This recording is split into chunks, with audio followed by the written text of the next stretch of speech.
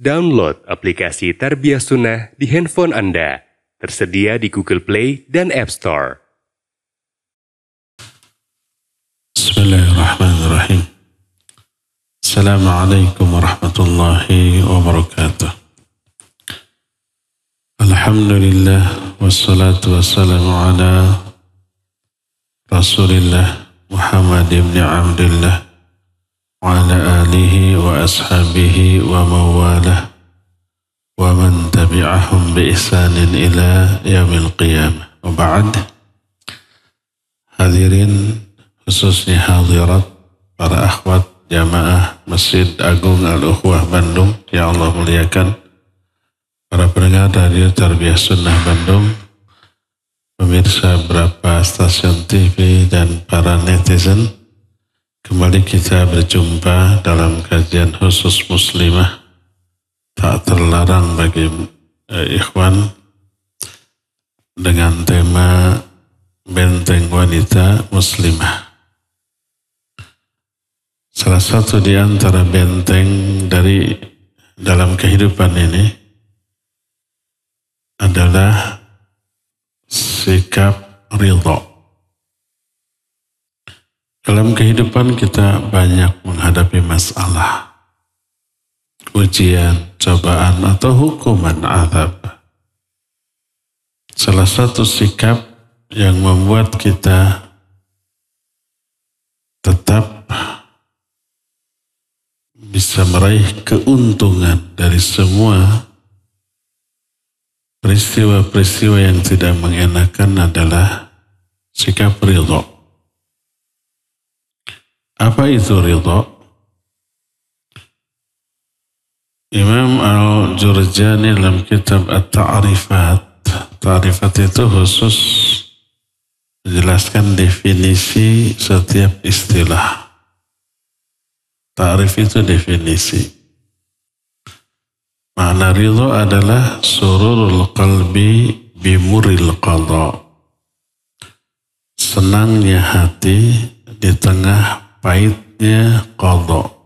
Qadha itu ketetapan Allah atau takdir. Inilah makna ridha. Jadi ketika kita mengalami penderitaan, musibah berupa sakit, berupa kesulitan ekonomi, berupa ada yang menghina, mengejek, menggibahi, memfitnah, itu ketetapan Allah yang pasti teralami. Terus kita hati merasa senang. Apa mungkin bisa di tengah penderitaan kita senang? Sangat bisa dan harus bisa. Sebagai ilustrasi, kita sering mengalami penderitaan fisik, tapi hati kita senang.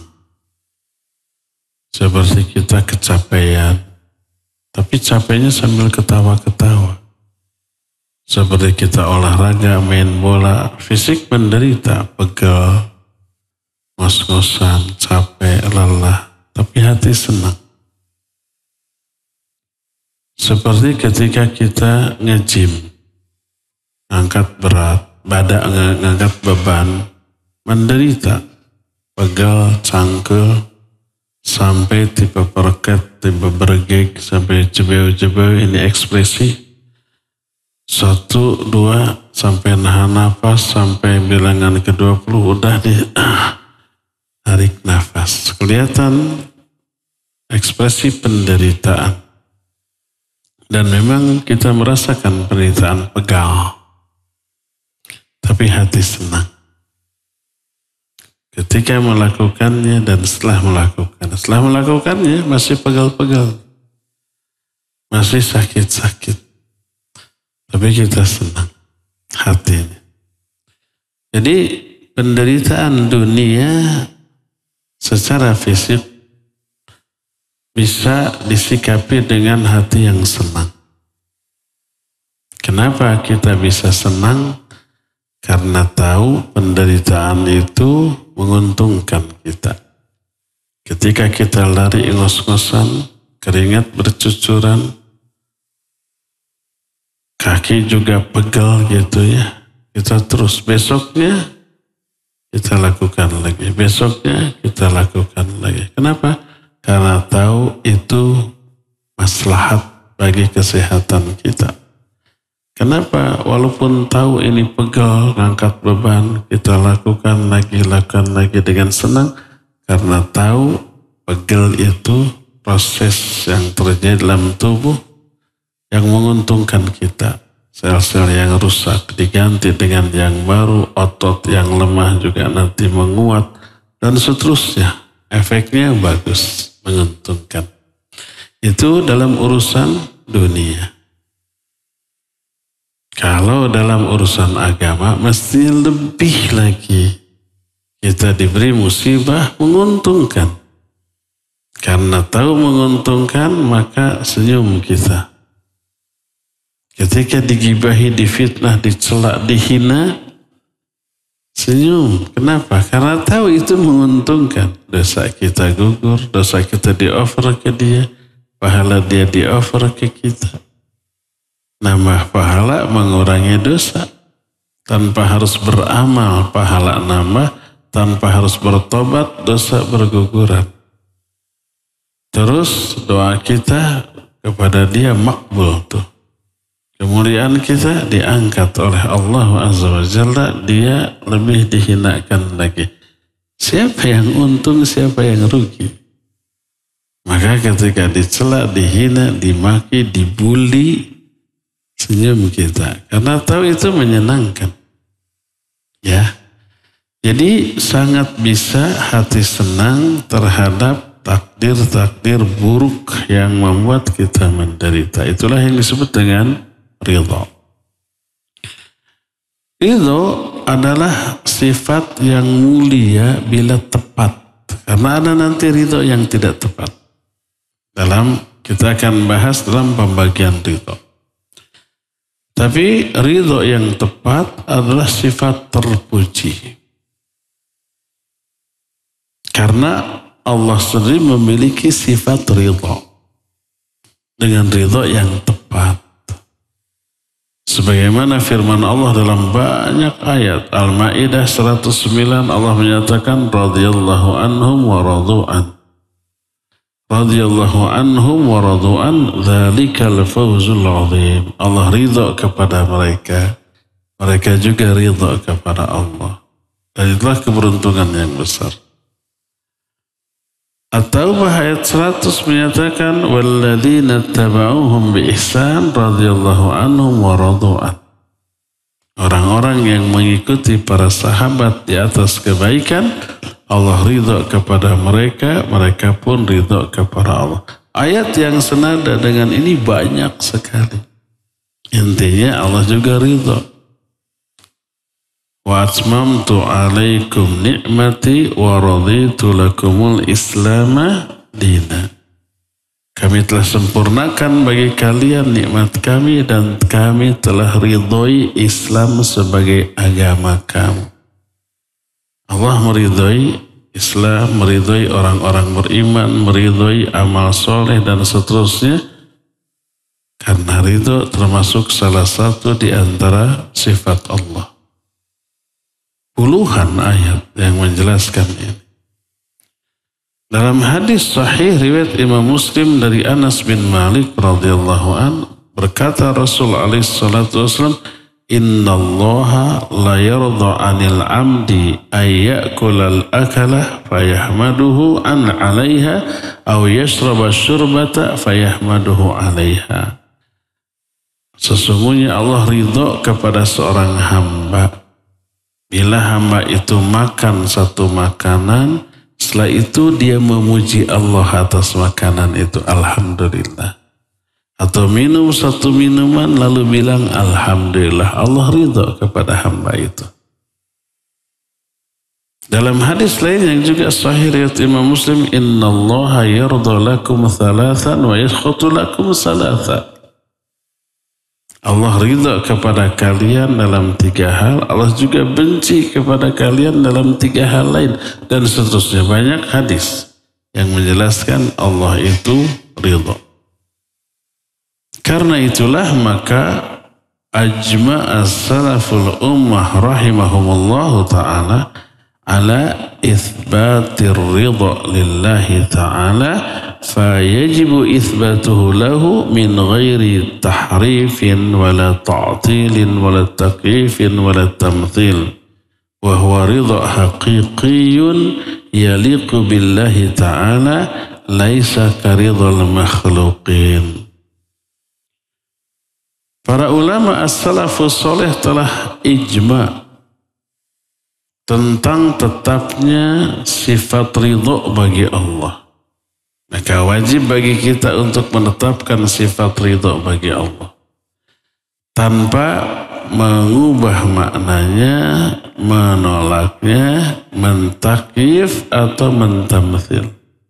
Ini makna ridho dengan makna yang hakiki, yang layak bagi kemuliaan dan keagungan Allah, yang berbeda dengan ridhonya manusia. Manusia ridho iya, Allah ridho iya, tapi beda. Sama dengan Allah mendengar, kita mendengar. Allah melihat, kita melihat.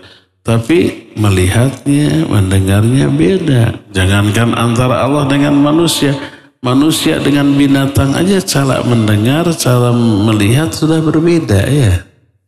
Apalagi dengan Allah. Begitu juga ridha, begitu juga semua sifat. Wajib kita tetapkan ridha sebagai sifat Allah karena diterangkan dalam Quran dan hadis. Tapi wajib kita yakini bahwa kaifiyat dan hakikat dari ridha Allah dan seluruh sifat Allah berbeda dengan hakikat dan kaifiyat sifat yang dimiliki manusia. Manusia mendengar, Allah mendengar, cara mendengarnya beda. Hakikat mendengarnya beda. Manusia melihat, Allah juga melihat, cara melihatnya beda. Hakikat melihatnya beda. Kualitas penglihatannya juga beda. Allah ridho, kita ridho. Ridhonya, hakikat dan kaifiatnya juga berbeda, tidak sama. Ya, dan seterusnya. Ridho secara benar memiliki kedudukan yang tinggi dan keutamaan yang luar biasa hebat. Asal benar, seperti contoh hadis yang sahih riwayat Imam Muslim dalam kitab Sahih Muslim dari Abbas bin Abdul Muttalib radhiyallahu an. Berkata Rasulullah sallallahu alaihi wasallam, "Dzaqa ta'mal iman man radiya billahi rabba wa bil islami dina wa bi Muhammadin sallallahu alaihi wasallam rasula." Akan merasakan manisnya iman orang yang ridho Allah sebagai Rabb baginya, ridho Islam sebagai agamanya, dan ridho Muhammad SAW sebagai Rasulnya. Jadi ridho kepada Allah, ridho kepada Islam, ridho kepada Muhammad SAW, itu ridho yang terpuji. Salah satu faidahnya, Allah akan kasih manisnya iman kepada orang itu.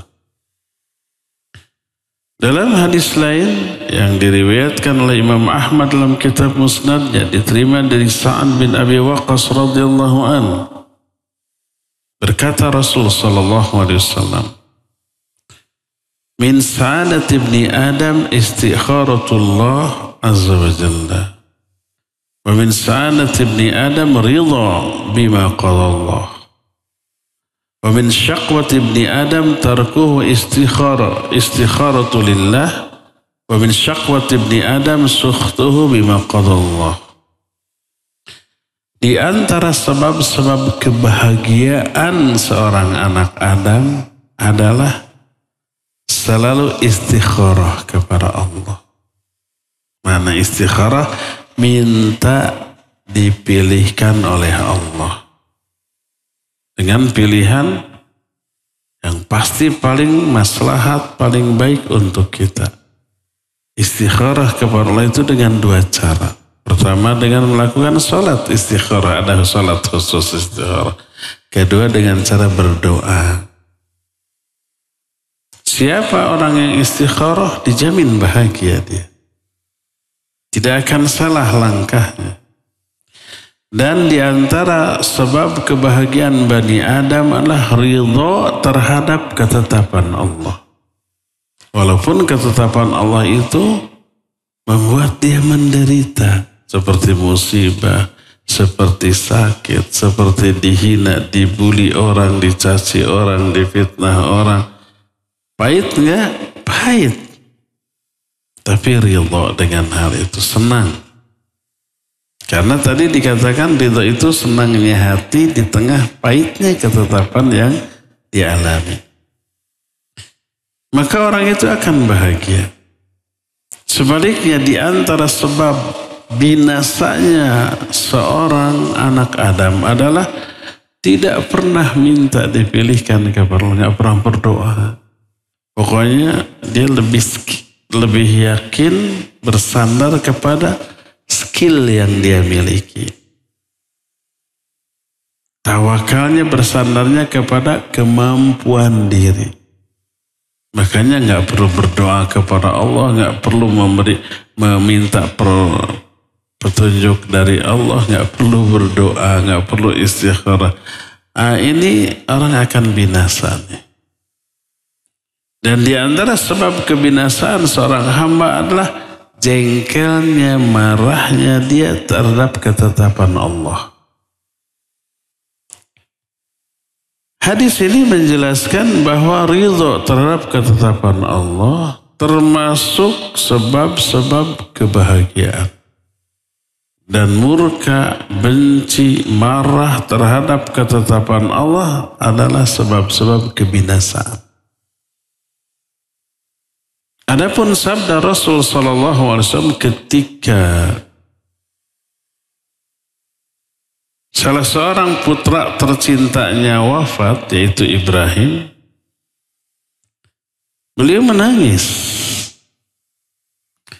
Lalu ditanya, ya Rasulullah, qad nahaitana anil buka wa anta tabki. Wahai Rasulullah, engkau melarang kami dari menangis, tapi engkau sendiri menangis. Apa kata Nabi SAW? Hadhihi rahmah. Ini rahmah. Rahmah itu kasih sayang kepada yang kita tangisi. Bukan menangisi ketetapan Allah takdir atas kematiannya, tidak. Maka beliau menyatakan, innal aina tadma'u wal qalba yahzanu wa la naqulu illa ma yurdi rabbuna azza wa jalla. Ketika sedih kita mata boleh menangis, hati boleh bersedih. Tapi kita tidak berkata apapun ketika dapat musibah kecuali mengatakan apa yang Allah ridhoi. Jadi menangis karena kematian orang yang kita cintai boleh selama tangisannya wajar. Yang tak boleh melebihi batas kewajaran, meraung-raung, menjerit-jerit, merintih-rintih sampai berhari-hari gitu ya. Sampai makan nggak mau, tidur juga nggak mau, melakukan aktivitas apapun nangis terus seharian, itu yang tidak boleh. Lebay itu. Itu yang disebut dengan niyaha, meratap, ya. Nah, jadi ridho itu terhadap apa? Terhadap ketetapan Allah yang buruk. Kalau ketetapan Allah yang baik mah nggak perlu diajari ridho, pasti ridho. Umpamanya dikasih harta yang banyak, pasti itu mah ridho lah, nggak perlu diajari. Kamu dikasih kekayaan harus ridho ya, ya pastilah. Dikasih kesehatan, pasti itu ridho ya.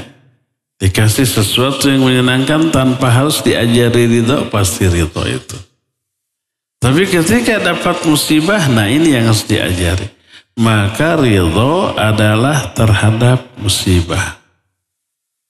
Maka Nabi SAW salah satu hadis yang panjang, doa Beliau salah satu kalimat dalam doa orang yang panjang ini menyatakan as'aluka ridha ba'dal qadha. Ya Allah, aku meminta kepadamu sifat ridha setelah qadha. Agar aku ridha terhadap ketetapanmu yang buruk.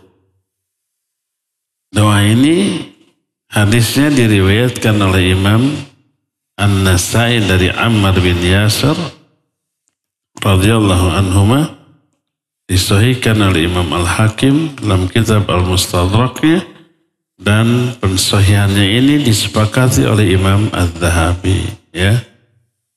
Jadi lihat kedudukan ridho dalam agama luar biasa, asal ridhonya tepat. Bagaimana ridho yang tepat? Nah, ridho itu ada 3 jenis, 3 macam. Ridho yang pertama adalah ar-ridha bi fi'li ma amarallahu bih wa tarki ma naha anhu wa huwa ridha bil qada'id dini syar'i. Pertama, ridha terhadap syariat Allah. Dengan cara perintah Allah dilaksanakan, larangannya dijauhi. Di syariat Allah ini isinya larangan dan perintah serta wejangan, sejarah, macam-macam. Semua itu syariat Allah kita ridhoi. Allah memerintahkan kita infak sedekah, ridho dengan perintah Allah. Allah umpama melarang kita menjauhi judi, menjauhi mabuk, menjauhi zina, menjauhi maling, menjauhi seluruh keburukan, kita ridha. Dan meninggalkan semua larangan itu dengan ridha. Inilah ridha yang terpuji. Yang pertama, ridha terhadap syariat Allah. Walaupun syariat itu mungkin ada beberapa poin yang merugikan kita.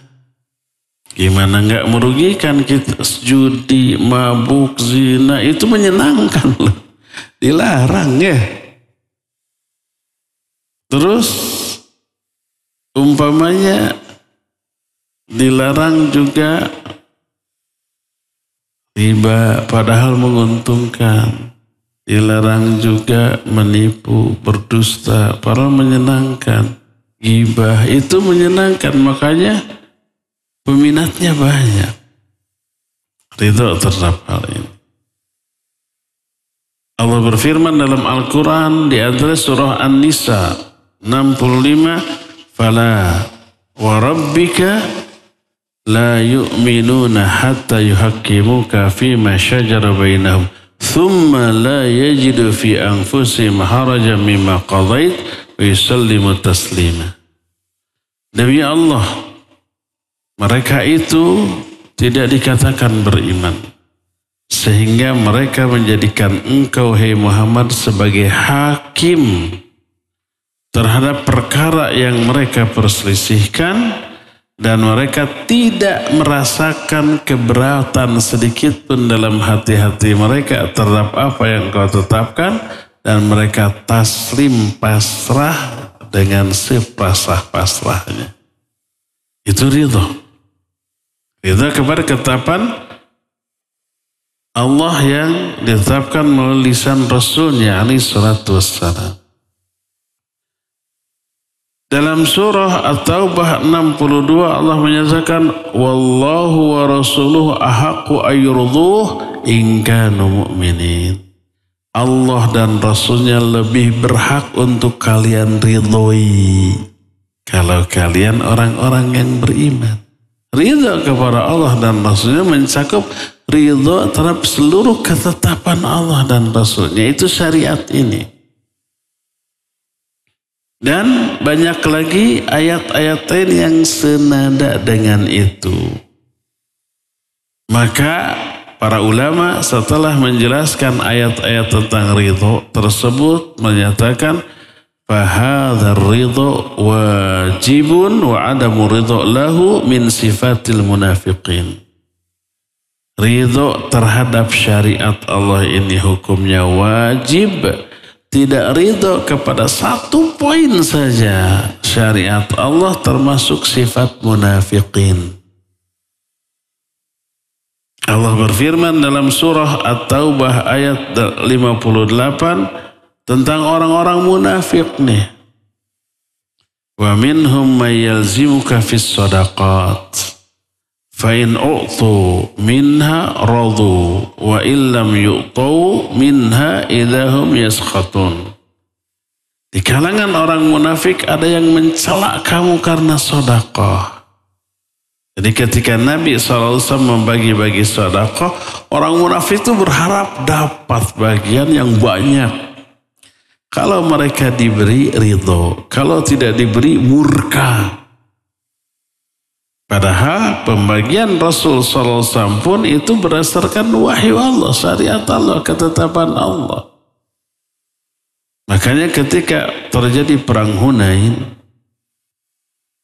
kaum muslimin awalnya mengalami kekalahan tapi akhirnya menang. Dapat harta ghanimah yang banyak. Di antara orang yang baru masuk Islam mu'allaf, karena perang Hunain ini terjadi sesaat setelah penaklukan kota Mekah. Setelah Mekah ditata oleh Nabi SAW, beliau pulang kembali ke Madinah dan banyak orang Mekah yang tadinya musyrik ikut setelah masuk Islam ikut hijrah ke Madinah. Jadi baru masuk Islam. Di tengah jalan di sebuah lembah namanya Hunain diserang. Kocar-kacir. Tapi akhirnya menang. Dapat harta rampasan yang banyak. Para mu'allaf yang baru masuk Islam ada yang dikasih 100 ekor unta. Satu orang tuh. Bayangkan kalau unta umpai harganya 50 juta kali 100. Sabaraha 100 kali 50 juta. 5 miliar apa 50 miliar? Kalikan sendirilah. Pokoknya miliaran satu orangnya tuh. Sementara sahabat-sahabat yang sudah senior, dah lama, dikasihnya hanya 1, 2 ekor, 5, 10 ekor. Jomplangnya. Akhirnya ada tuh sebagian munafikin yang berkata, "I'adil ya Muhammad fa innaka la ta'adil." Berbuat adillah engkau hai Muhammad karena engkau tidak adil. Pertama menuduh Nabi tidak adil, kedua Muhammad dan bukan Rasulullah. Bukan nyebut ya Rasulullah tapi Muhammad. Melegugi. Apa kata Nabi SAW? Ma ya'dil illam ya'dilillahu wa rasul. Siapa lagi yang bisa berbuat adil kalau Allah dan Rasulnya dituduh tidak adil? Inilah keadilan. Berdasarkan wahyu. Ya, nah makanya sahabat yang meriwayatkan hadis ini menyatakan aku melihat di kemudian hari orang yang mengatakan adil engkau hai Muhammad karena engkau tidak adil, orang ini kelak setelah wafatnya Nabi SAW masuk ke barisan Khawarij yang memerangi Ali bin Abi Thalib radhiyallahu anhu. Dan mereka mati di medan perang seperti itu. Jadi bibit-bibit kesesatan penyimpangan itu sudah terlihat dari awal. Jadi jenis ridho yang pertama yang terpuji adalah ridho terhadap syariat. Ketetapan Allah Azza wa Jalla. Ya, dan ini hukumnya wajib. Kalau tidak ridho kepada salah satu poin syariat Allah, munafik dia. Jenis ridho kedua, ini juga ridho yang terpuji, tapi tidak wajib, sunnah. Apakah itu? Ar-ridho bima yaf'aluhu ar-rabbu bi'amdi minal masa'ib allati yabtalihi biha kal faqr wal marad wa huwa ar-ridho bil qada'il kauni qadari.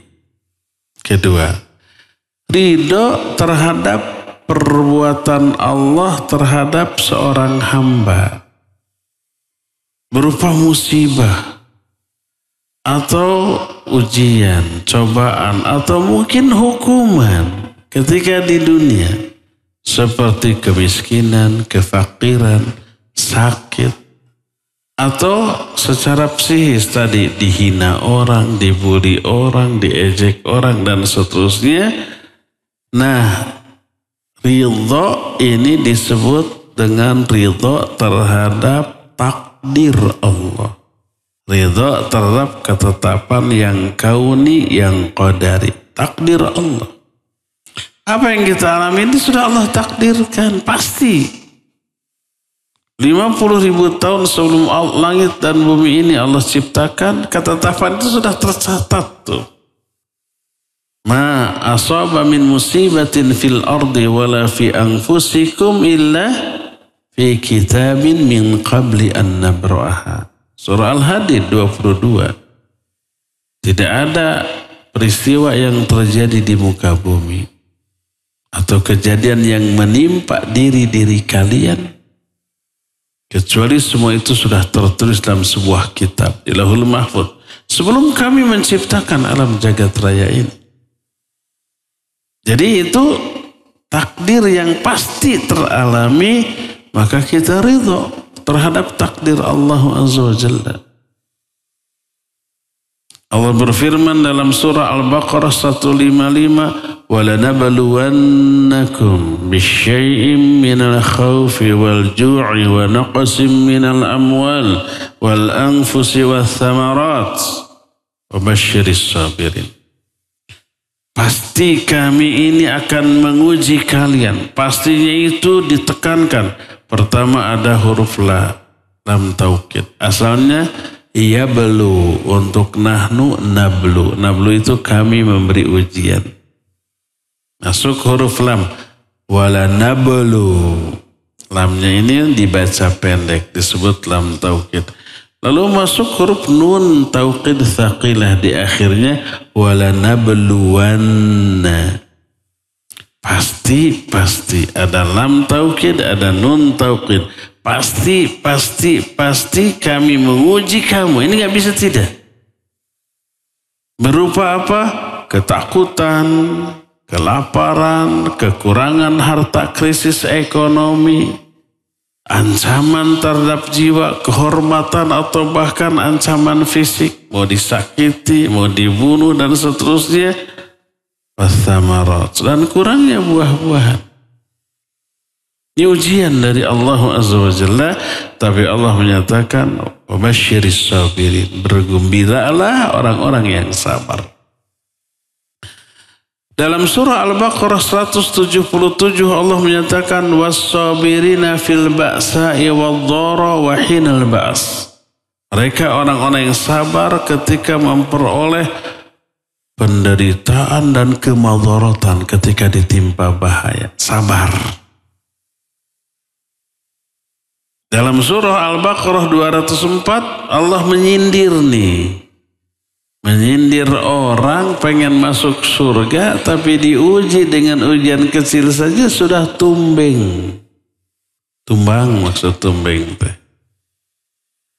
Allah menyatakan am hasibatum an tadkhulul jannah walamma ya'tikum mathalul ladzina khalau min qablikum massatsumul ba'sa wad-dharra wa zulzilu hatta yaqula ar-rasul wal ladzina amanu mata nasrullah ala inna nasrullahi qarib. Apa kalian akan menyangka bahwa kalian akan masuk surga padahal belum datang kepada kalian ujian seperti yang pernah teralami orang-orang sebelum kalian. Mereka itu ditimpa kesusahan, ditimpa mara bahaya dan kegoncangan. Kemarin saya berjalan dengan salah seorang ustadz kita, Ustadz Musyafa' Ad-Darin, hafizahullah. Ketika haji di sana di Mekah kan musim panas. Tapi ini belum puncak, puncaknya nanti Agustus. Tapi hawanya terus jalan yang kita injak tanpa sendal kita nggak mungkin bisa. Ingat dahulu para sahabat ketika perang di musim panas sepatunya rusak, itu kulit kakinya sampai melepuh. Kebayang. Dalam keadaan melepuh begitu mereka masih bisa berjalan, berlari, berperang. Kebayang nggak? Di musim panas yang luar biasa. Kita mah atau jangankan berperang melepuh begitu. Dengan sendal yang utuh, jalan jauh sedikit di cuaca yang panas. Aduh, mengeluhnya itu luar biasa. Ngedumanya. Berapa jauh lagi sih? Lama amat sih. Mana panas lagi kan gitunya. Cita-cita ingin masuk surga diuji dengan ujian seperti itu mudah ngedumel. Kebayang para sahabat zaman dahulu berjalan di tengah padang pasir yang panas, alas kakinya rusak, melepuh kulitnya. Saya dulu pernah tuh ketika pulang dari masjid sendal hilang. Aduh gimana nih? Makanya panas. Sendal yang lain pabalatak di sana, tapi kan milik orang. Akhirnya apa yang terjadi? Udah, jalan saja ke hotel. Gak begitu jauh, paling 100-200 meter. Baru selangkah dua langkah udah gugurubukan kembali lagi. Panas ini. Jalan aspalnya. Apa yang terjadi? Akhirnya ambil botol 2 liter isi air zam-zam waktu itu. Berbet lompat, panas kocorkeun. Berbet lompat, panas kocorkeun. Sampai ngebul ini. Tapi alhamdulillah tidak melepuh. Itu sudah luar biasa. Bayangkan sahabat zaman dahulu. Kata Allah, apa kalian menyangka kalian akan masuk surga? Padahal belum datang kepada kalian ujian seperti orang-orang sebelum kalian. Berkata Rasulullah SAW kepada Ibnu Abbas radhiyallahu anhu, "In istata'ta an ta'mala lillahi birridha ma'al yaqin faf'al. Fa in lam tastati' fa inna fi sabri ala ma taqrahu khairan katsira." Kata Nabi kepada Ibnu Abbas, kalau kamu mampu beramal karena Allah disertai ridho dan yakin, lakukan. Ketika melaksanakan perintah Allah, pasti ada unsur masyaqqah. Ketika saum, lemas, lapar, haus gitu ya. Ketika tahajud, lebih lama, lebih cangkel, dan ngantuk. Kalau khusyuk nggak akan ngantuk.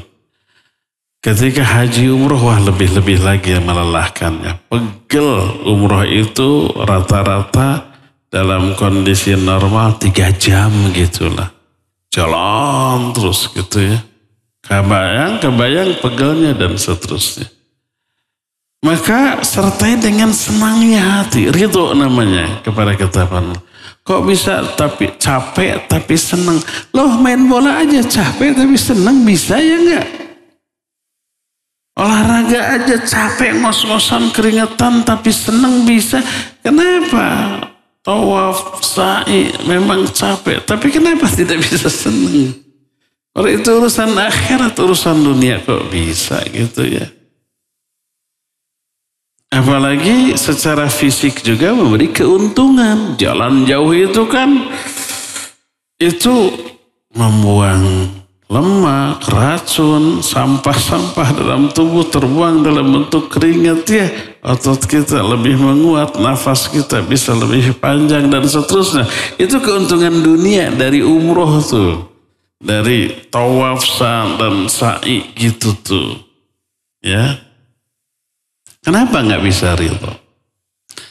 Jadi kalau kata Nabi SAW kepada Ibnu Abbas, Kalau kamu mampu beramal karena Allah dengan ridho disertai yakin, lakukan. Kalau tidak mampu, maka di dalam kesabaran terhadap apa yang kamu tidak sukai, ini ada kebaikan yang banyak. Sabar dalam melaksanakan perintah Allah, tapi efeknya tidak kita sukai. Seperti capek, lelah, cangkel, lapar, haus gitu ya. Sabar di atas itu kebaikan yang sangat banyak. Jadi inilah ridho yang kedua, yaitu ridho terhadap takdir Allah Subhanahu wa ta'ala. Timbul pertanyaan, apakah ridho kepada takdir yang buruk ini wajib atau sunnah? Para ulama ikhtilaf.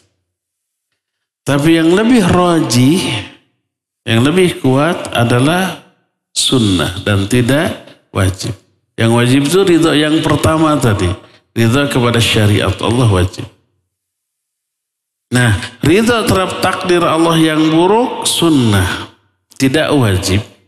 Yang wajib terhadap takdir Allah yang buruk adalah sabar. Berkata Syekhul Islam Ibn Taimiyah rahimahullahu ta'ala, kata beliau, anna ar-ridha bil qada'il kauni huwa mustahabun wa laysa biwajib. Wa anal wajib huwa sabr. Bahwa ridho terhadap ketetapan Allah yang qadari, takdir, hukumnya sunnah dan tidak wajib. Yang wajib adalah sabar. Kalau beliau berkata, walidha lam yaji fil Qur'an illa madhur radhiyin la ijaba dhalik. Oleh karena itu tidak ada ayat dalam Al-Quran kecuali hanya memuji orang-orang yang ridho. Tidak mewajibkan. Kalau dipuji berarti bagus. Berarti ridho terhadap hal tersebut sunnah. Tapi tidak mewajibkan.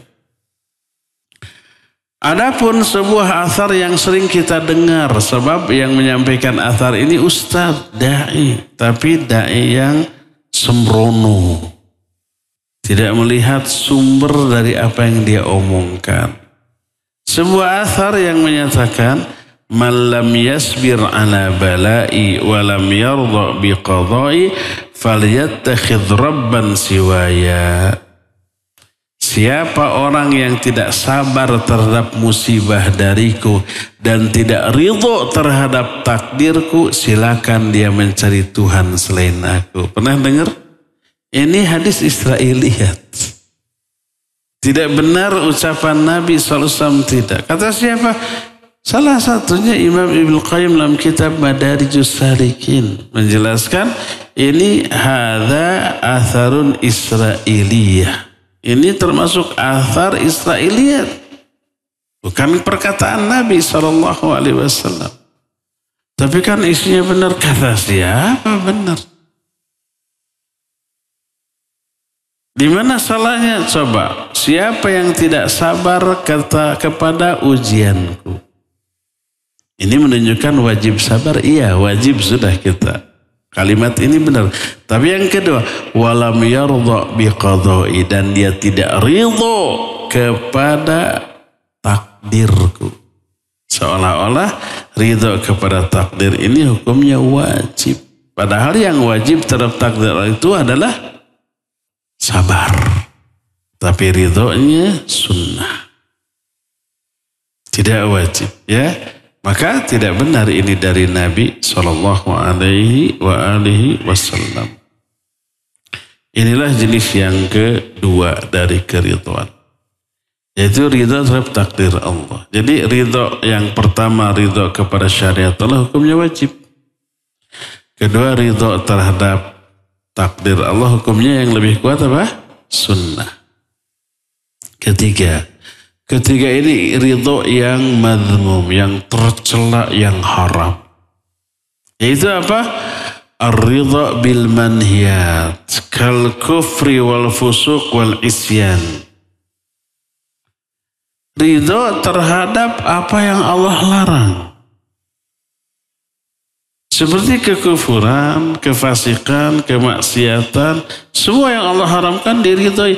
Ridho terhadap judi, ridho terhadap mabuk, ridho terhadap zina, ridho terhadap maling, perampok, membunuh. Nah, ini adalah haram.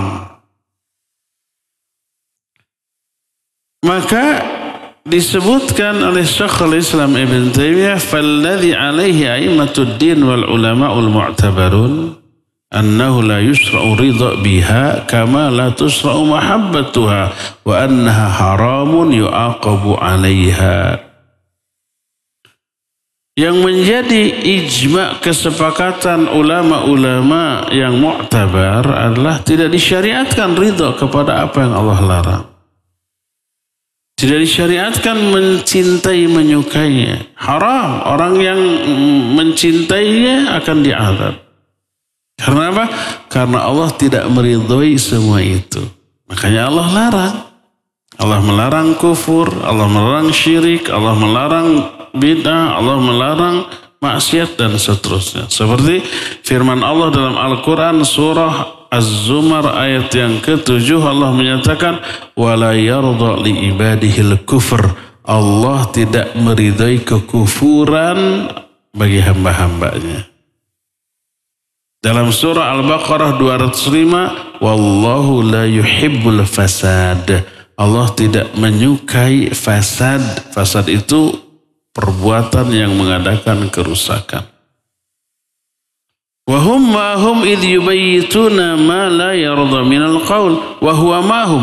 Allah menyertai mereka ketika mereka di malam hari bisik-bisik dengan ucapan yang tidak Allah ridhoi. Ucapan buruk tidak Allah ridhoi. Jadi banyak sekali orang-orang yang terjerumus ke dalam apa yang Allah larang, Allah tidak ridho. Maka wajib membenci apa yang Allah benci. Tidak boleh ridho terhadap apa yang Allah haramkan. Maka ridho terhadap apa yang Allah larang adalah haram. Ridho terhadap adanya perjudian, ridho terhadap adanya prostitusi, ridho terhadap adanya tempat-tempat mabuk, ridho terhadap adanya umpamanya pencurian, korupsi, perampokan, dan yang sejenisnya haram.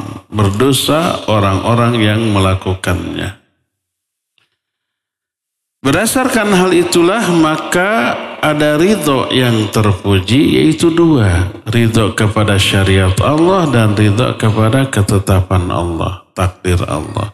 Ada ridho yang tercela, yaitu ridho terhadap apa-apa yang Allah haramkan. Apa yang Allah larang kita tidak boleh meridhoinya sama sekali.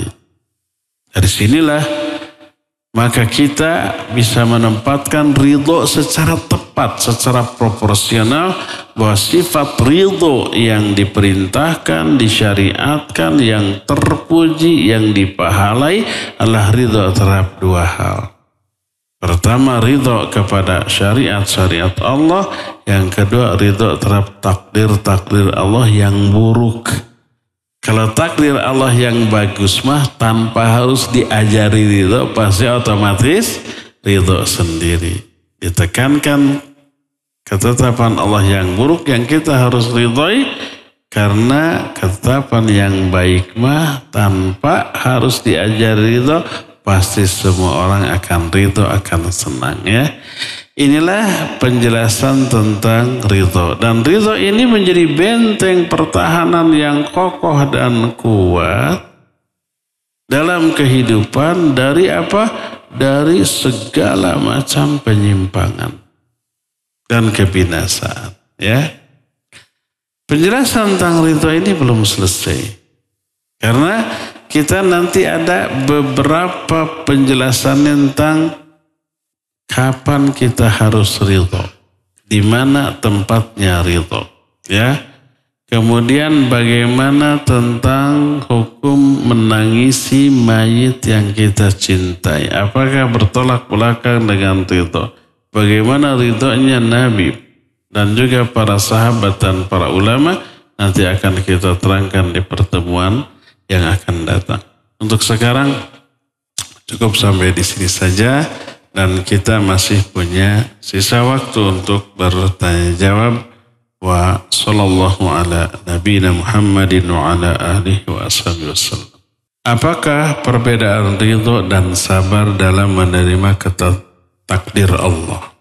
Ya, taib. Tadi ridho sudah kita katakan senangnya hati ketika mengalami pahitnya qadha. Hati tetap senang. Kok bisa menderita tapi senang? Ya, bisa dalam urusan dunia aja bisa ya. Kita pasien nih, sakit. Datang ke dokter, kata dokter suntik, sakit nggak? Sakit. Tapi kita senang, alhamdulillah disuntik ke dokter. Senang dia karena tahu suntikan itu bermanfaat baginya, walaupun sakit gitu ya. Itu bisa dalam urusan dunia, kenapa nggak bisa dalam urusan akhirat? Itu ridho. Adapun sabar, sabar itu habsun nafsi, menahan diri. Dari apa?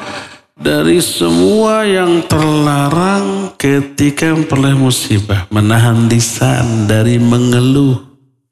Menahan hati dari benci atau kesal marah kepada takdir Allah yang buruk ini. Dan menahan anggota badan dari melakukan tindakan yang terlarang selama memperoleh musibah. Ada yang menjambak-jambak rambutnya, ada yang merobek kainnya, ada yang memukul-mukul pipinya karena memperoleh musibah. Menahan diri dari itu namanya sabar. Ya, jadi dengan ini terbedakan antara makna sabar dengan makna ridho.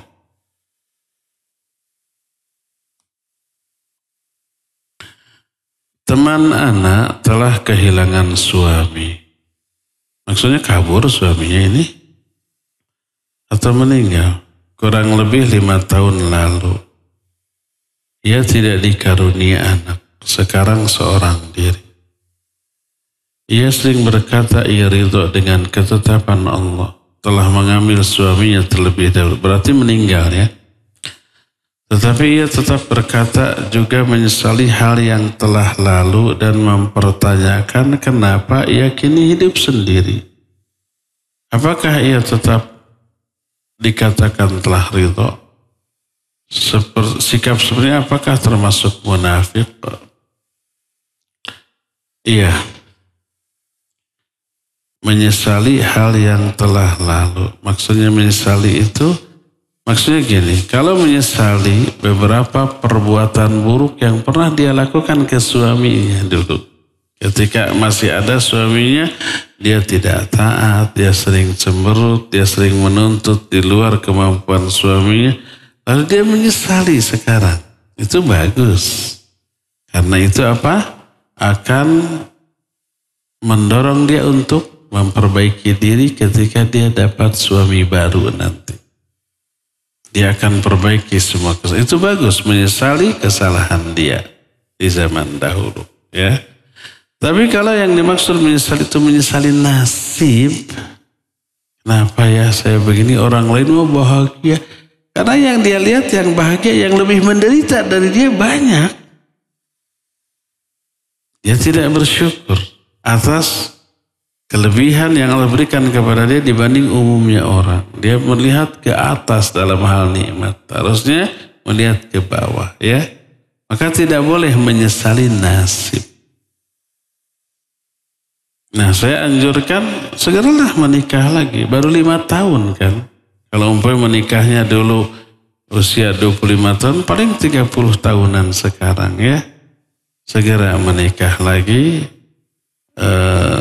Cari jodoh, semoga Allah mudahkan dia untuk memperoleh jodoh yang lebih baik dari suami sebelumnya. Ketika tertimpa suatu takdir yang tidak sesuai dengan keinginan kita atau musibah, lisan seringkali berkata qadarullah. Namun hati dan pikiran tetap saja merasa menyesali atau tidak tenang atas musibah atau ketetapan tersebut. Apakah itu termasuk sikap tidak ridho atas ketetapan Allah? Iya, barakallahu fiik. Ada perbedaan antara tidak ridho dengan sedih. Itu yang sebenarnya yang belum dijelaskan tentang masalah ridho. Ya. Ada kalanya orang bimbang antara dua hal, disebut ambivalen. Ambivalen itu dua perasaan yang bertolak belakang tapi menyatu dalam satu hati, dalam perasaan. Seperti ungkapan benci tapi ridho atau benci tapi rindu. Kan ada ya? Engkau benci tapi rindu. Benci dengan rindu itu dua sikap yang bertolak belakang. Tapi dua-duanya ada. Kita menyatakannya benci tapi ridho. Benci terhadap kejadian yang buruk, tapi ridho terhadap ketetapan Allah yang menetapkan kejadian buruk itu untuk kita. Benci tapi ridho sangat mungkin. Kalau benci tapi ridho saja ada, kenapa benci tapi ridho tidak boleh? Contoh tadi pasien kita sakit ke dokter disuntik. Kita benci disuntik karena sakit, karena takut patah, takut nancep di tulang, kan gitunya. Benci disuntik tapi ridho. Karena tahu suntikan itu walaupun berisiko tapi bermanfaat. Terhadap suntikan semua pasien benci tapi ridho. Itu namanya apa? Ambivalen.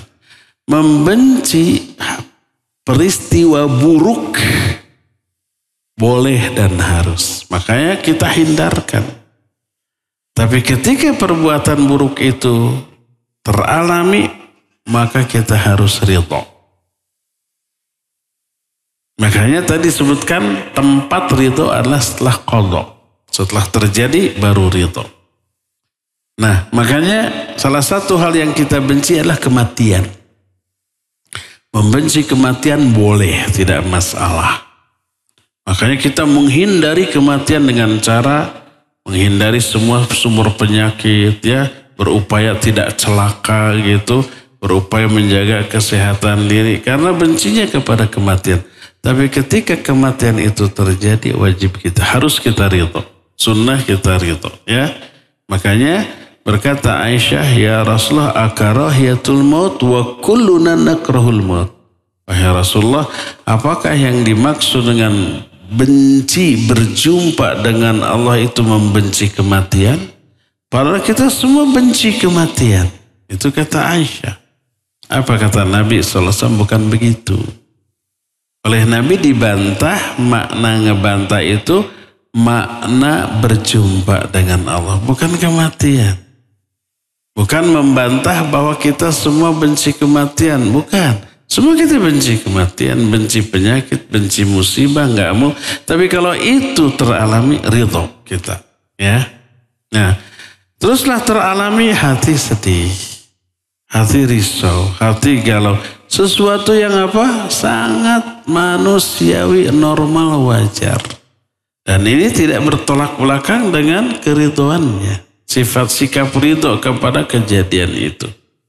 Makanya ketika Ibrahim meninggal, Nabi SAW sedih dan menangis. Apakah sedih menangisnya itu tidak ridho? Ridho. Ya. Tidak bertolak belakang dengan sikapnya ketika menangis. Apakah menangisnya itu tidak sabar? Sabar. Jadi menangis tidak mengurangi kesabaran, tidak merusak keridhoan. Ya. Nah, jadi ketika kita memperoleh musibah, manusiawi bila kita sedih, bila kita risau, galau seperti itu. Tapi kata Nabi SAW, di saat sedih, di saat risau, galau, jaga mulut kita, jangan sampai mengatakan perkataan-perkataan yang terlarang, jaga perilaku kita, jangan sampai lakukan perbuatan yang terlarang selama sedih. Contoh yang terlarang sedih itu seperti meratap, meraung-raung ya. Contoh lagi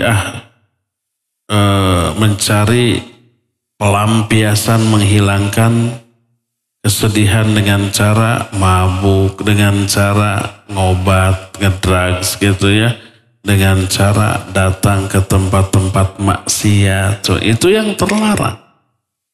Tapi yang harus dilakukan doa, zikir, baca Quran, sholat, ibadah, konsultasi ke orang yang berilmu, itu yang Allah ridhoi ya. Walhasil antara ridho dengan perasaan sedih, dengan perasaan risau dan galau itu tidak bertolak belakang ya. Nanti kita akan membahas salah satu benteng dari fitnah dunia adalah tepat di dalam mengatasi kesedihan. Kita nanti akan bahas bagaimana cara mengatasi kesedihan agar berbuah pahala dan kebaikan ya.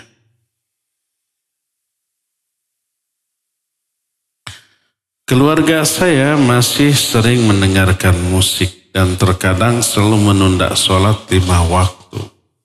Ketika saya menegur mengingatkan, keluarga selalu bilang, udahlah masing-masing saja.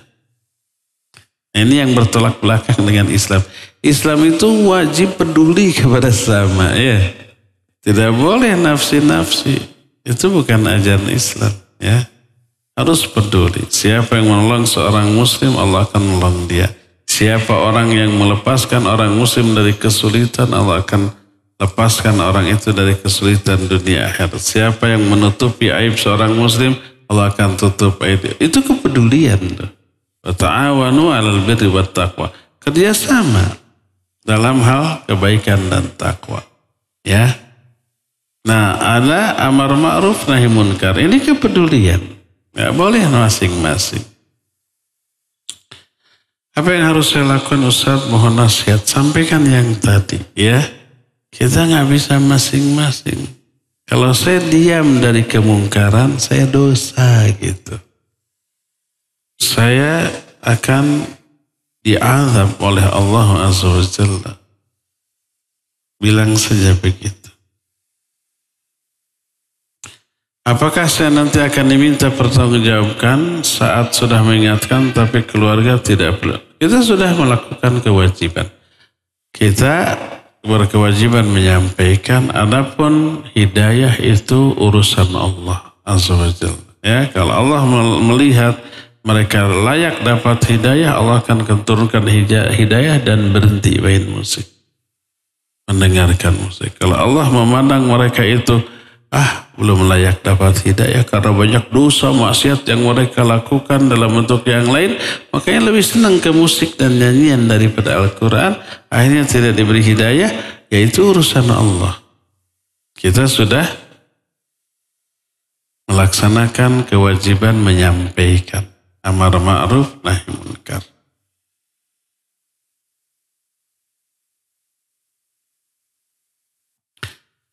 Kalau ada kajian waktunya bersamaan dengan kepulangan suami, maka mana yang lebih afdal? Lebih banyak pahala? Apakah menunggu suami pulang atau ikut kajian yang diberi izin oleh suami? Pulang dari mana nih? Memuliakan suami, mengkhidmat suami hukumnya wajib. Menghadiri kajian hukumnya sunnah. Prioritaskan suami loh. Menyenangkan suami itu sebanding dengan jihadnya kaum lelaki di medan perang. Lebih utama dari sholat Jumatnya kaum laki-laki. Lebih utama daripada kaum laki-laki mengurus mayat jenazah sampai ke kuburan. Segede itu tuh pahalanya. Ngaji gak segede itu ya. Maka dahulukan suami. Ya, walaupun suami, sekarang saya sejam lagi pulang. Tapi saya ada pengajian, sok aja ngaji dulu, biar saya pulang nanti saya masak sendiri, saya makan sendiri. Ya, kasihan dia ya. Itu ucapannya. Tapi hatinya kok saya punya istri, saya pulang nggak disambut malah ngaji gitu. Maka jangan ya, prioritaskan suami, pahalanya jauh lebih besar daripada ngaji.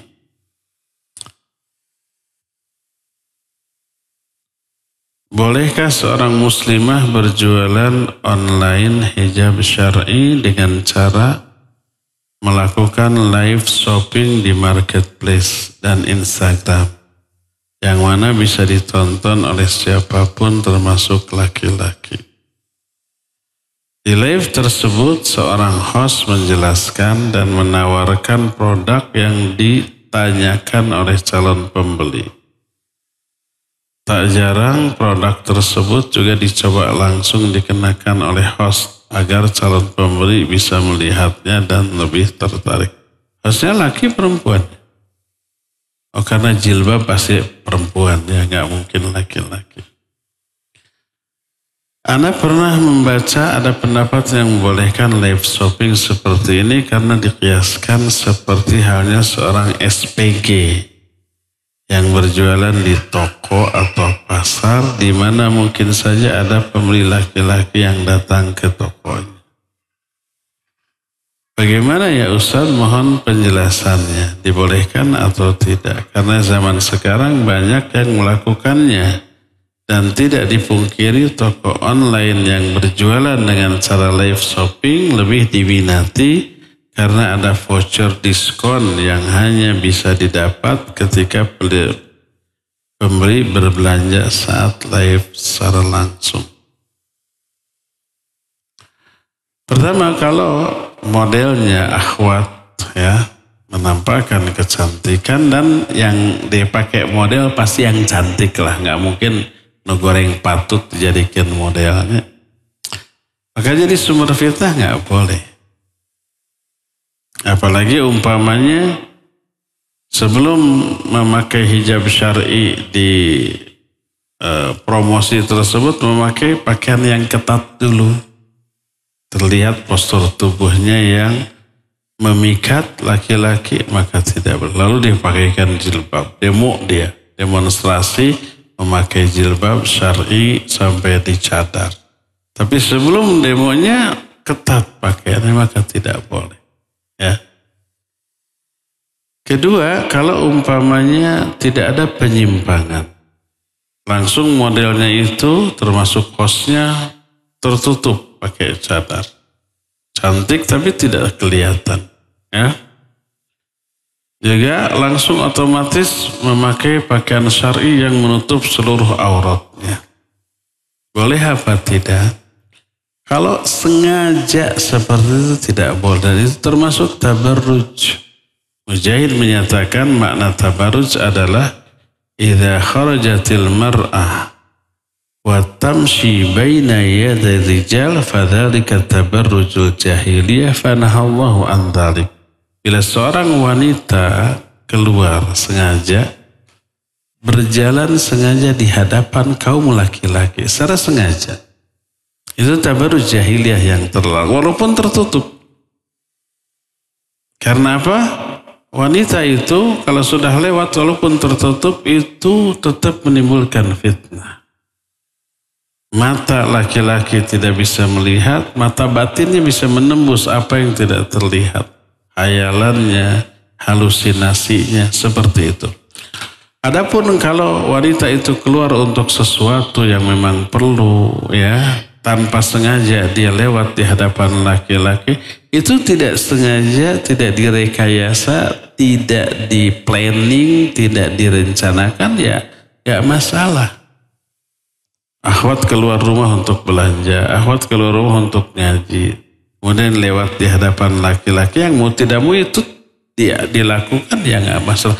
Tapi sengaja tampil di catwalk umpamanya, seperti pramugari apa? Yang suka lewat di catwalk? Pramugari. Itu jelas. Pragawati. Sok terbalik Pragawati dengan pramugari teh. Pramugari mah pesawat. Sengaja seperti pramugari, seperti apa tadi? Pragawati. Maka tidak boleh, walaupun pakai hijab semuanya. Mata pun nggak kelihatan. Sengaja tampil di hadapan laki-laki tidak boleh. Kecuali khusus wanita boleh gitu ya. Tapi ada laki-laki sengaja lewat, maka tidak boleh. Tapi kalau mau tidak mau harus lewat, seperti kita ahwat mau pulang, di pinggir jalan ada laki-laki yang nongkrong, masa nunggu sampai bubar? Kalau nggak bubar-bubar nggak pulang-pulang dong. Masa muter ke sana? Di sana ada lagi. Itu mah mau tidak mau darurat, tidak bisa dihindari, maka boleh. Tapi kalau sengaja, mumpung ada laki-laki di sana, kita sengaja lewat yuk. Nggak boleh. Padahal nggak ada keperluan apa-apa ya. Nah, jadi menampilkan model perempuan sengaja untuk dilihat, direncanakan, diplanning, malah diniatkan untuk itu, maka jangan. Ya, walaupun tertutup auratnya. Cari cara lain untuk promosi ya.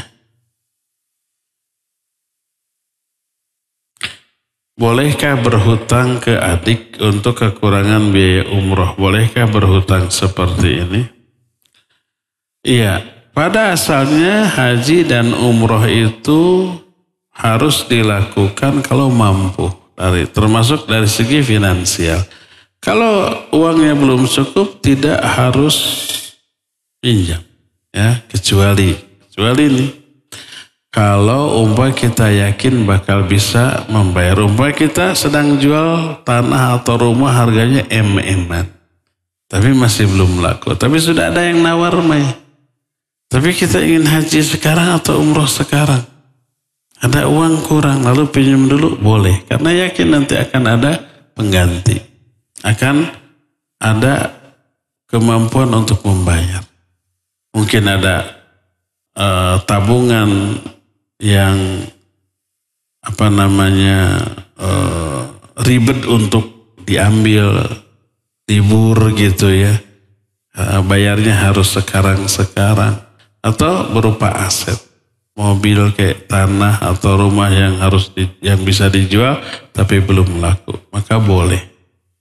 Tapi kalau nggak ada, kapan bayarnya ya, bisa bayar apa enggak, jangan pinjam ya. Jangan memaksakan diri melakukan ibadah kalau harus pinjam. Ustaz, ana belum lama kajian sunnah. Mau tanya, saat sholat berjamaah, apakah makmum membaca Fatihah sendiri atau mengikuti imam? Begitu juga surat-suratnya. Dan kalau rakaat selanjutnya, apa saat imam baca surah, makmum dulu baca Fatihah atau mendengarkan imam? Kalau sholat sirriyah seperti zuhur dan asar, makmum wajib membaca Al-Fatihah. Kalau sholatnya jahriyah seperti maghrib, isya, subuh, jumatan dan seterusnya, bagaimana? Ulama ini ikhtilaf ya.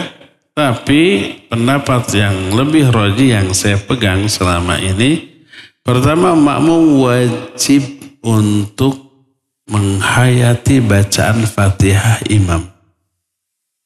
Istima, mendengarkan secara fokus terhadap bacaan orang, sama dengan membaca. Hukum-hukumnya sama. Seperti ada orang baca Al-Quran bagus, kita sengaja mendengarkan, kita dapat pahala yang sama dengan bacaan orang tersebut. Dan ketika orang tersebut membaca surah atau ayat sajdah, lalu dia sujud tilawah, kita pun disyariatkan ikut sujud tilawah. Hukumnya sama. Adapun kalau kita tidak istima, tapi sami'a. Bedanya kalau istima sengaja mendengarkan untuk menikmati. Kalau sami'a mendengar tapi tidak sengaja, umpamanya ada orang baca Al-Quran, kita duduk di sini, kita nggak sengaja mendengarkan. Hanya terdengar ya, kita mah baca gitu sendiri atau chatting atau browsing gitu. Ada orang baca Quran di sebelah, kita tidak mendengarkan secara seksama. Lalu orang itu baca ayat sajdah, lalu sujud. Kita tidak disyariatkan sujud. Karena apa? Karena kita tidak istima'. Kita hanya sama' saja. Ya, itu perbedaan antara mendengar tak sengaja dengan sengaja mendengarkan. Hukumnya berbeda. Nah, ketika kita jadi makmum, kita harus menjadi mustami'. Makna mustami' sengaja mendengarkan bacaan imam dan ikut menghayati. Maka itu yang dimaksud sabda Nabi SAW, faqira'atul imam liqira'atil ma'mum. Bacaan imam termasuk mencakup bacaan makmum. Sudah tercover bacaan makmum oleh bacaan imam. Jadi ketika bacaan dikeraskan, kita mendengar. Sesuai dengan ayat, فَإِذَا قُرِئَ الْقُرْآنِ فَاسْتَمِعُوا لَهُ أَنْصِتُوا. Kalau dibacakan Al-Quran kepadamu, diam dan dengar. Para ulama mufassir menyatakan ayat ini tentang sholat berjamaah. Wajib mendengarkan dan fokus menghayati. Begitu juga ketika imam membaca surat. Kita fokus mendengarkan dan menghayati, maka sama hukumnya dengan membaca. Walaupun tidak baca apa-apa. Adapun di luar sholat, kalau ada orang baca Al-Quran, tidak wajib kita dengar kalau umpamanya kita ada keperluan. Dan ini didalili oleh banyak hadis. Di antaranya Nabi SAW datang dengan ontanya ke Ka'bah, lalu beliau tawaf. Di pinggir Ka'bah ada seorang sahabat yang sedang baca Al-Quran. Keras ya, terdengar oleh Nabi SAW. Beliau tetap melanjutkan tawafnya, tidak berdiri, diam mendengarkan enggak. Terus setelah selesai tawaf, maka beliau pergi dari tempat itu. Padahal sahabat ini masih membaca Al-Quran. Ini menunjukkan tidak wajib mendengarkan di luar sholat. Adapun di luar sholat wajib. Dan ayat ini فَإِذَا قُرِئَ الْقُرْآنِ فَاسْتَمِعُوا لَهُ itu diperuntukkan di dalam sholat. Ya. Nah, inilah pendapat yang lebih rajih. Adapun kalau umpamanya pendapat tadi yang menyatakan wajib makmum membaca, kapan waktunya, ini yang diikhtilafkan. Oh, baca tengah-tengah ketika Fatihah dan surat. Iya, kalau imamnya diam dulu. Tapi tak semua imam diam ya. Setelah waladhdallin amin langsung baca surat. Kalau kita baca Fatihah ketika imam baca surat, keganggu bacaan Fatihah kita oleh imam. Dan kalau imam salah bacaannya, kita nggak bisa ngoreksi karena kita sedang sibuk baca Al-Fatihah. Jadi pendapat yang rajih adalah imam makmum dia mendengarkan dan tidak ikut membaca, tapi wajib menghayati. Maka kalau dengan penghayatan tercoverlah bacaan kita oleh bacaan imam, ya. Wallahu a'lam. Terakhir,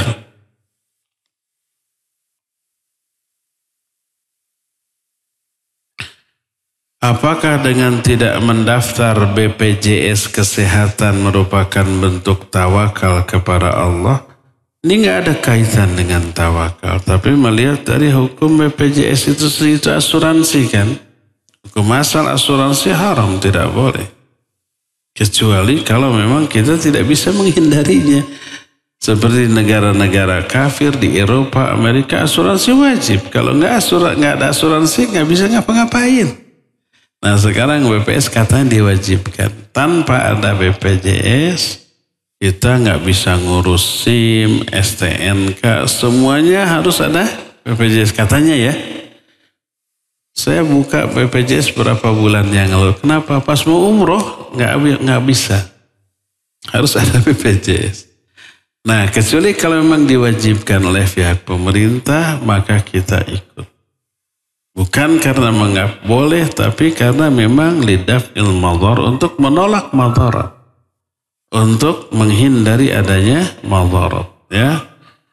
Nah, kalau nanti ada klaim umpama kita sakit pakai BPJS, ya, di cover oleh BPJS, ternyata biaya rumah sakit kita 10 juta di cover oleh BPJS atau asuransi yang lain.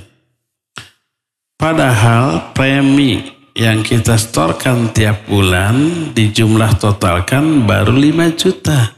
Uang kita yang sudah kita setorkan setiap bulan total baru 5 juta. Biaya rumah sakit kita 10 juta. Berarti uang kita yang di cover oleh BPJS berapa? 5 juta. Dari mana BPJS mengcover ini? Dari apa? Dari uang BPJS orang lain, ya. Itu bukan hak kita. Itu uang orang lain yang tidak boleh untuk kita pakai. Maka konsekuensinya kita harus mengeluarkan uang sejumlah 5 juta untuk menutupi biaya yang kita salurkan seperti kita menyalurkan bunga bank, ya, ke MCK umum, ke jalan-jalan yang lagi di aspal, gang-gang yang lagi di tembok dan seterusnya, kita keluarkan untuk membuat halal biaya rumah sakit yang tadi kita di cover oleh BPJS tersebut. Jadi kalau umpamanya diwajibkan, ya silakan, ya, daftar, tapi hitung-hitungan, ya. Ana pedagang toko kelontong, sejak fatwa boikot, ana tidak berjualan produk yang terafiliasi negara Israel, Yahudi, ya. Efeknya mulai berdampak pada penjualan beberapa bulan terakhir. Dikarenakan sudah banyak orang yang lupa dengan boikot tersebut dan tetap membeli produk tersebut. Mohon saran. Kalau yang menyerukan boikot itu adalah pemerintah, ya kita ikuti, boikot, ikut. Tapi kalau bukan pemerintah, kita tidak memiliki kewajiban untuk mengikutinya. Kalau ada ulama berfatwa, fatwa ulama boleh diamalkan, boleh tidak, ya. Jadi kalau kita melihat ada maslahat dalam boikot itu lalu kita ikuti, nggak apa-apa, silakan, ya. Tapi kalau mengikutinya ada madarat, ya, dan boikot itu tidak diserukan oleh orang yang berwenang seperti pemerintah, maka tidak wajib untuk mengikutinya. Tapi ada tapinya, lebih baik bagi kita menghindarkan membeli produk yang diboikot. Demi apa? Demi menjaga muruah pribadi dan dakwah yang kita lakukan.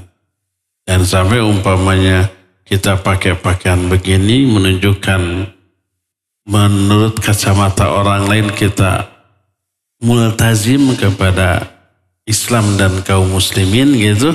Belanja di sebuah toko yang disuruhkan boikot. Orang-orang melihat itu si Pak Haji. Jangan kalau begitu, ya. Kita tidak mengharamkannya membeli produk itu, tapi demi kemaslahatan kita hindarkan, ya. Cukup ya sampai di sini. Insya Allah kita jumpa lagi nanti sore membahas kitab Amalan Hati jam 4 seperti biasa. Subhanakallahum bihamdik asyhadu an la ilaha illa ant astaghfiruka wa atubu ilaik. Alhamdulillahi rabbil alamin. Wassalamualaikum warahmatullahi wabarakatuh.